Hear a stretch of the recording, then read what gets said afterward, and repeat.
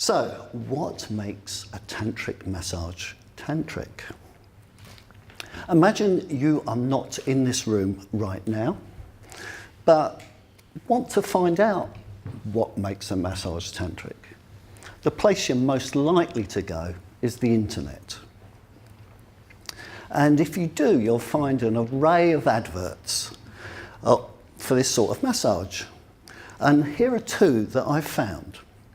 The first one's headed Sexy English Tantric Masseur and Escort, and it has a picture of a woman in lingerie.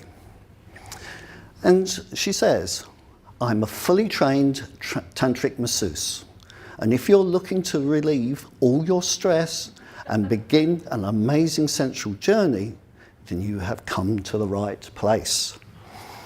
I will worship your body from head to toe. What you can expect from me is an incredible sensual journey that goes way beyond. We are taught in the art of Tantra to use every part of our body to meet every need and desire of yours. I know when to speed up and slow down, and which areas to focus on. This will ensure that you have the best experience for you, and the end result will be a mind-blowing, full-bodied orgasm. Yes.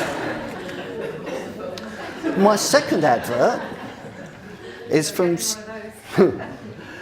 someone that represents themselves as a man. And it's accompanied by a very muscular torso being shown in a picture. And he says, my aim is to share what I know by demonstrating an introduction to Tantra with other men. Tantra is more than a massage. It encourages you to combine the body, mind, and spirit with your sacred sexuality. My introduction to Tantra for men lasts up to 60 minutes. Both of us are in the nude, and it involves genital massage. Part 1 involves Swedish massage using oils, sport massage using stretching, plus massage of your perineum.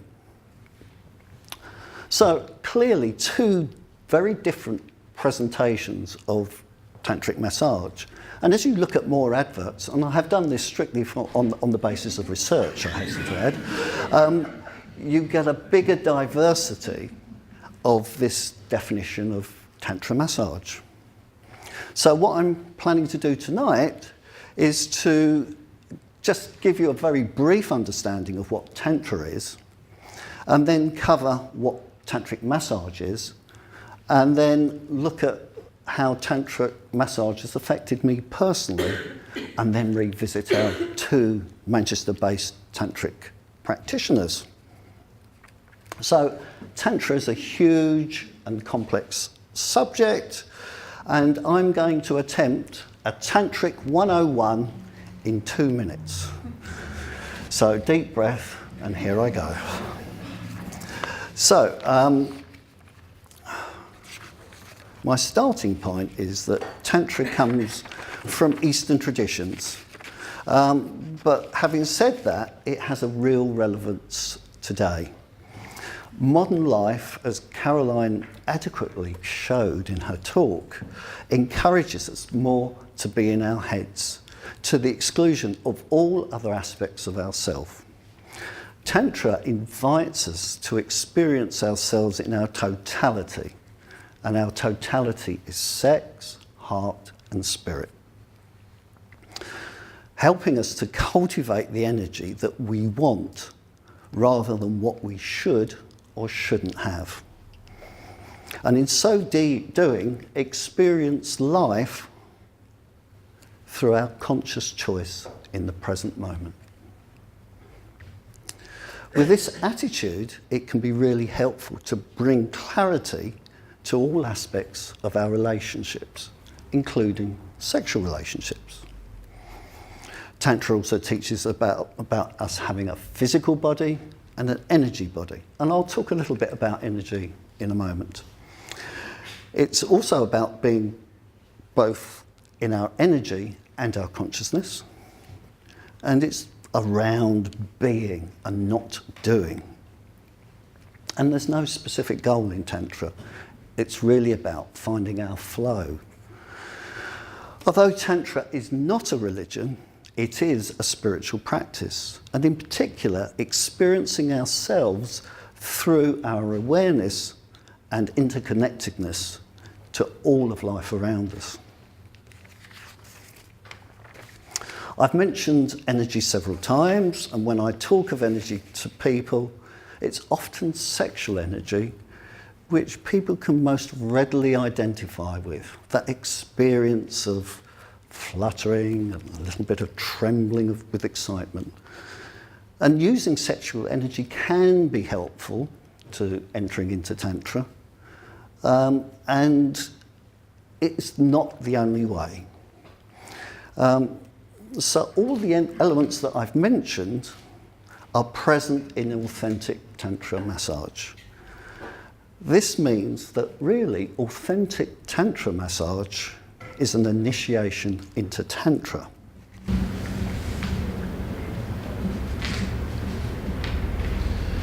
Tantric massage can very approximately be split into three categories. The first aspect is ritual and sanctity, acknowledging the sacredness of the experience.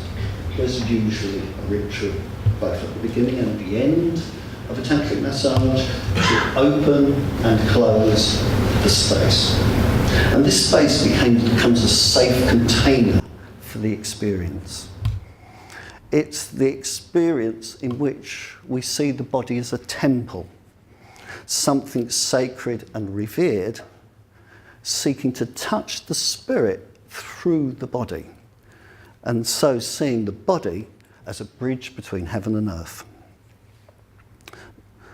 So in so doing, we see the person as a whole, connecting their sex, heart and spirit. And with whatever arises in the massage, we do so with acceptance, offering no judgment. The second aspect is intention. Safety is supported by intent, and our energy follows intent. So the intent for a massage is co-created between the giver and the receiver. It is explicit that there is an energetic connection between both the giver and the receiver, and it recognises that the energy of the giver has a direct impact on the receiver and needs to be managed in a clean and boundaried way whilst honouring the receiver's requests and preferences. The intent can involve sexual touch and arousal, but it doesn't have to. There are many, many different types of tantric massage, and the intent sets the focus for the massage. And usually part of this intent is to take the receiver into the consciousness of their energy body. The final aspect is connecting with an awareness and energy. And a key method of doing this is using breath, movement and sound, and sometimes visualization. The giver will enter into the massage in a mindful state, bringing total presence as if it was a meditation, supporting the energetic flow with no detailed outcome. This produces a quality of timelessness. So, in my experience, my tantric massages and training I give create the possibility of transformation. And for that reason, I call my massages transformational tantric massage. That doesn't mean there has to be a requirement to transform something, but there is the space to do so. The receiver chooses. After all, part of the meaning of Tantra is expansion. My own training in and experience of authentic Tantra massage is that it can transform lives. I say this because it has supported me in transforming my life, connecting me to my aliveness and pleasure in a very deep way.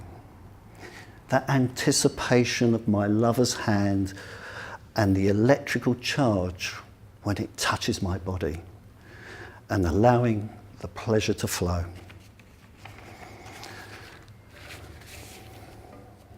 And also no longer being genitally focused, seeking orgasm. I'm now open to the joy that all my body can give, discovering pleasure and sensitivity and erogenous zones that I never knew I had outside of my genitals, and consequently feeling my aliveness. Enjoying the journey rather than the destination. This new awareness of both my energy and physical body has meant me seeing life differently and setting aside the numbed out virtual reality of my mind and being able to experience the truth of who I am. So, coming back to our objectives at the start, we've had a brief overview of what Tantra is. I've told you a little bit about Tantra massage and the impact on me. And I just want to finally revisit our two Tantra massage practitioners here in Manchester and ask, are their massages tantric? Well, to be perfectly honest, I don't know them and I've not experienced their massages, so I can't really say. But should you be interested in authentic Tantra massage, hopefully as a result of this evening, you have an idea of what to ask about before you try it. Thank you.